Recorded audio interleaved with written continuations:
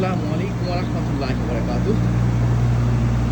কয়েকদিন গত হয়ে গেছে যে স্নোগুলো পড়েছে, বাট নিউ ইয়র্ক সিটির রাস্তার মধ্যে স্নোগুলো কিন্তু এখনো আছে। এই যে দেখুন, এবারই আমার মনে হয় প্রথম আমি দেখলাম। আমি আমেরিকার নিউ ইয়র্কে থাকতেছি অলমোস্ট 18 বছরের মতো। এবারই প্রথম দেখলাম স্নো এত আস্তে আস্তে রিমুভ করা হচ্ছে। এই যে দেখুন, অনেক স্নো রাস্তার মধ্যে এখনো আছে।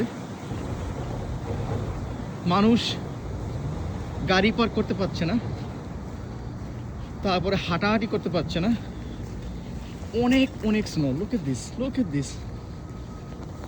এই যে দেখুন, স্নো আর স্নো।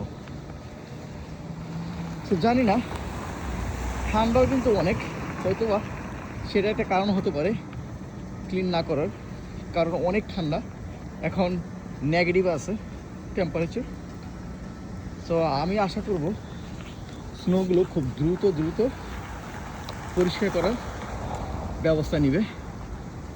এই যে দেখুন, স্নো আর স্নো, চারিদিকে সাদা আর সাদা। নিউ ইয়র্ক সিটির এই অবস্থা এখন।